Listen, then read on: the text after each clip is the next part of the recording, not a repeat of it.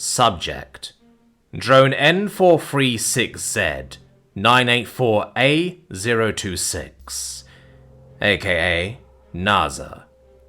Species: unknown. Description: humanoid. Ship: Grand Vessel of the Universal Omni Union. Location: Grand Shipyard of the Universal Omni Union. My implants buzzed to wake me from my charging cycle. Too early. It's always too damn early. My base screen moved into view, demonstrating the tasks that would be expected of me this work cycle. Repairs and replacements, same as the last 20 cycles. For every cycle we spent on construction, we had to spend dozens more on maintenance. If the mines would permit the creation of more drones, we might actually get this damn ship done within the next trillion years. But they're more focused on getting materials to build the ship and ruling over us with an iron fist. A small shock tickled my brainstem, a remnant of the inhibitor that I had altered thousands of years ago.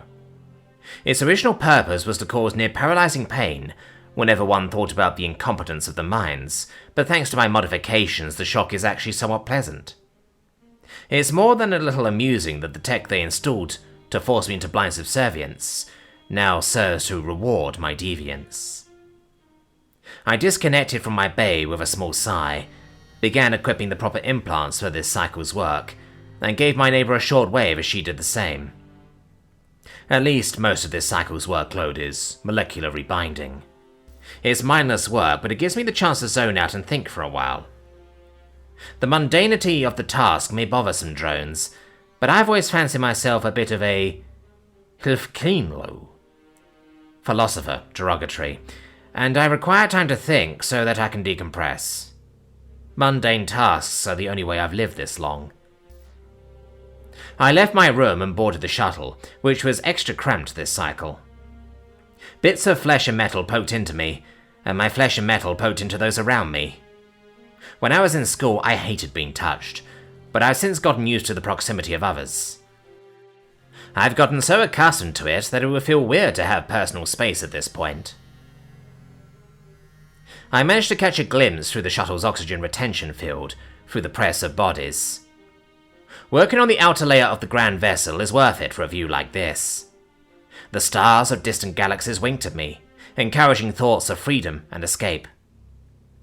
Of course, the overdrones would prefer that I not think at all and simply accomplish my tasks.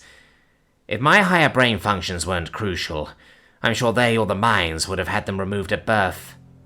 Unfortunately for them, and likely for me as well, many of the tasks that drones are charged with are too intricate for even lesser AI to handle.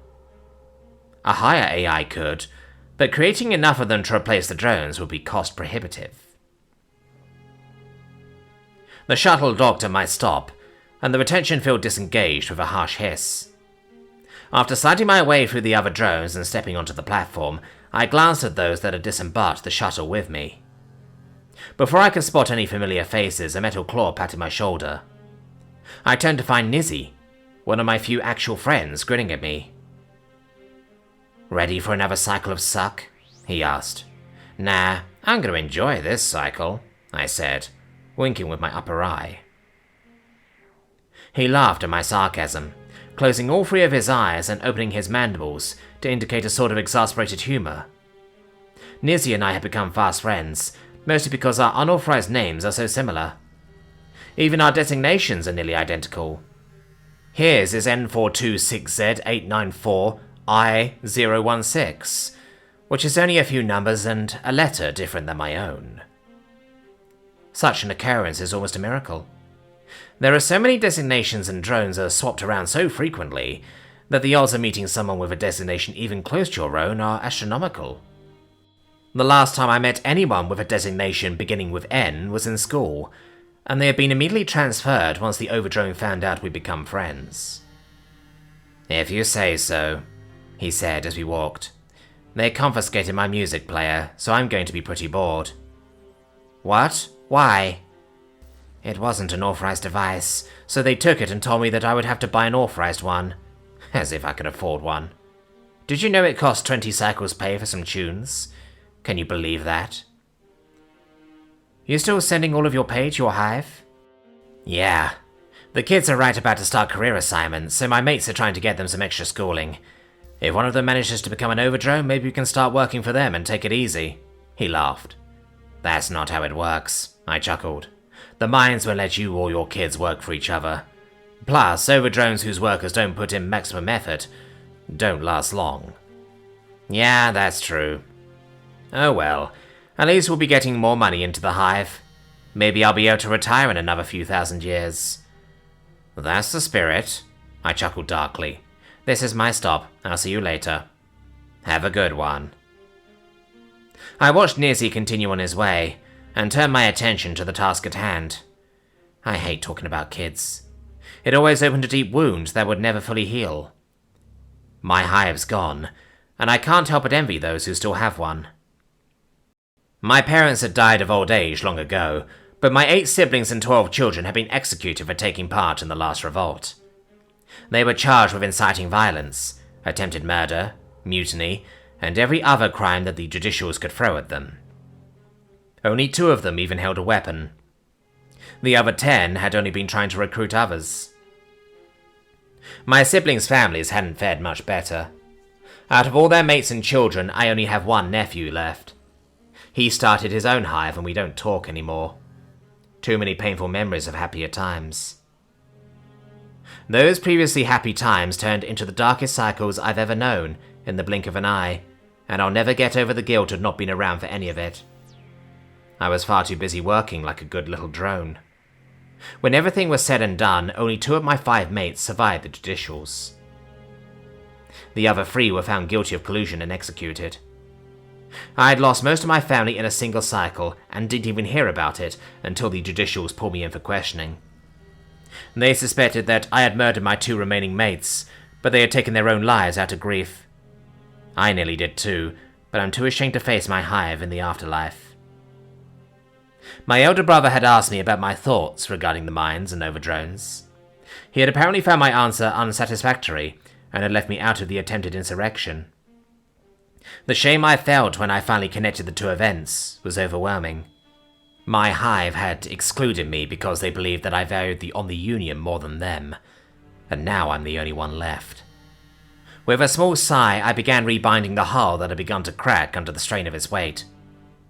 Could I start a new hive? Sure. I'm still in my prime, and there's plenty of female drones who would love to become broodmates and raise children instead of slaving away cycle after cycle. But I can't even bring myself to try. I loved Temel, Hross, Lami, Prazi, and Jula with my entire being, and I somehow managed to love our children even more.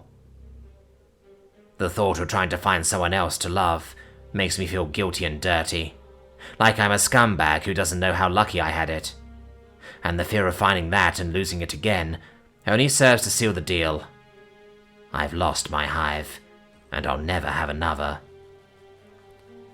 Drone N436Z984A026. Use caution with the wiring, an automated voice said over a nearby intercom. Understood, I replied automatically.